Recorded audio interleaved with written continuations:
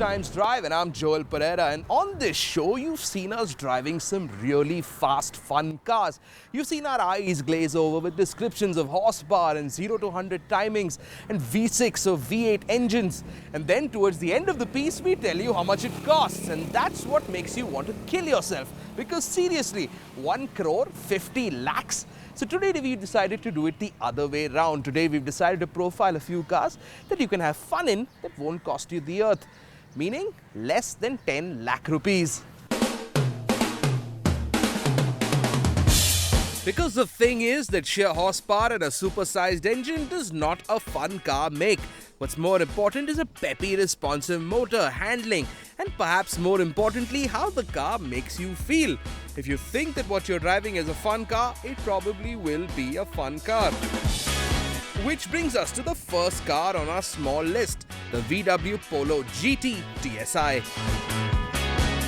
What you see me driving right now looks exactly like a common or garden variety Volkswagen Polo, but with one small difference on the outside, a GT badge on the grille, and one huge difference under the hood, a 1.2-litre 4-cylinder petrol engine with a turbocharger and a double-clutch DSG gearbox. About time, we say.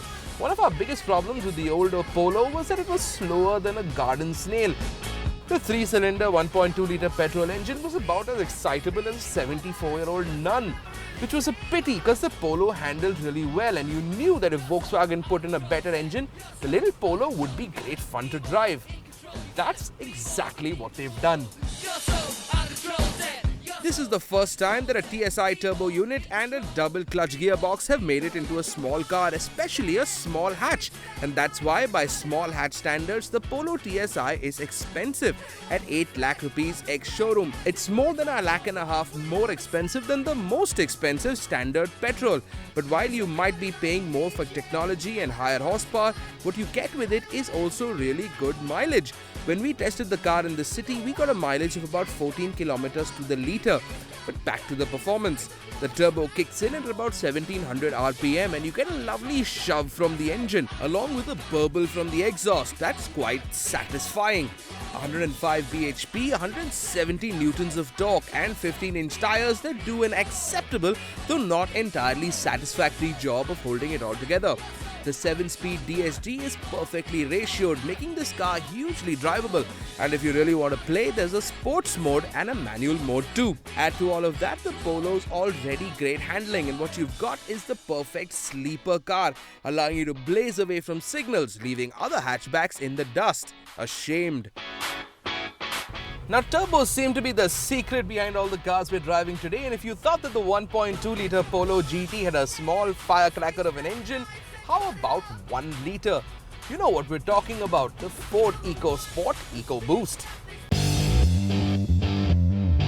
In the pantheon of car categories, the mini SUV is a relatively recently invented animal, almost always based on the sedan platform while conforming to the look and feel of an SUV.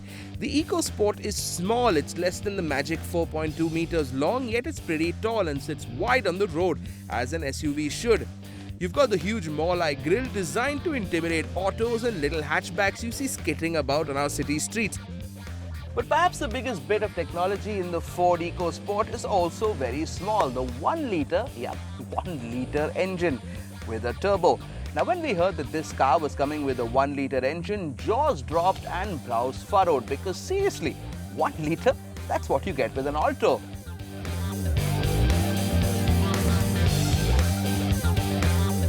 Because this might be a 1 litre engine, but you also got a device attached to it that makes it all worthwhile. It's called a turbo. Ramming huge amounts of compressed air into the engine and extracting every last bit of fossil fuel energy, the EcoBoost engine is putting out a very respectable 125 bhp and 170 newtons of torque. Now, those are proper horsepower numbers, the kind you'd get in a car with an engine at least 3/4 larger.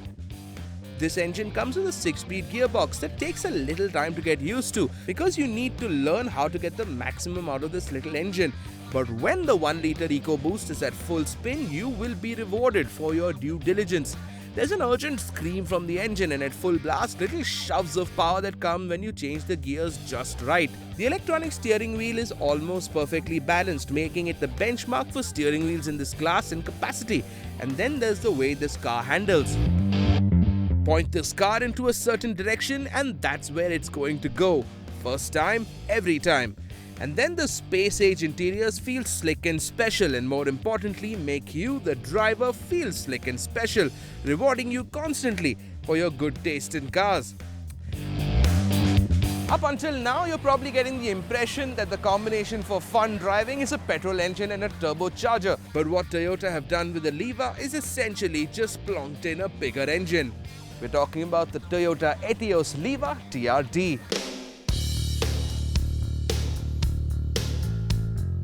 When we drove the Lever for the first time, we thought it was a pretty dull car with a dull yet frugal engine and handling that never veered off the straight and narrow. Not a hint of fun in this car version of a pair of nurse's shoes.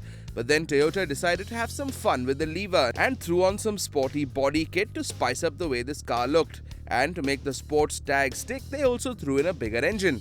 The engine we're talking about, the 89 bhp 1.5-litre petrol from the Etios sedan. Now 89 bhp might not sound like much, but then the Lever is a very light car, so the power to weight ratio is close to the Polo. This is an engine that responds very quickly, especially at the low end, and power delivery is linear all the way to the top. What you will also like about this car is the gearbox, considering the light short throws. However, where Toyota has failed a bit in the fun standards is the fact that they haven't really touched the suspension and the chassis or the steering and the brakes. Still, at 6.13 lakh rupees ex-showroom Delhi, it is the cheapest car on this list. And then when you're done with the frustrations of city life, want to cut loose, go where no man has gone before, etc. What you don't need is a sedan. What you need is something brutal, something you can use to invade Sri Lanka. What you need is the Force Gurkha. It calls itself the EOV, or Extreme Off-Road Vehicle, because quite honestly, for people with mud on their mind, nothing else but extreme will do. Off-road enthusiasts will be aware of the existence of the Gurkha, the wild and hairy version of the old Tempo Trax, itself a tuned-down version of the Mercedes G-Wagon. If you see them side by side, you'd know what we're talking about. Under the slab-like bonnet is an engine derived from the legendary OM616, introduced by Mercedes sometime in the late 70s. This engine is old school on the way, turbocharged, intercooled, and unlike most passenger car engines in India right now, this one's DI, which means direct injection. Power output is a very modest 81 bhp and you've got 235 newtons of torque. Putting the power to the road is a 5-speed transmission, the G18 gearbox, again derived from a very old and dusty Mercedes parts bin. It's rear-wheel drive in normal conditions, and switching to 4x4 is again by an old-school secondary gear lever, something we haven't seen in a new car in a very long time. Standard equipment on the Gurkha prepares you for what this car is good at. You're getting mechanical differential locks for both front and rear axles. This bizarre-looking plastic attachment, illustratively called a snorkel, which will allow you to wade through up to 55 centimeters of whatever fluid you choose to wade through. A transfer case with all low ratios and all-terrain tires. Driving the Gurkha on the road is not going to be very rewarding, which is why we haven't really bothered. But for off-roading, this feels as sorted as a T-34 tank plowing through the rear end of the German retreat.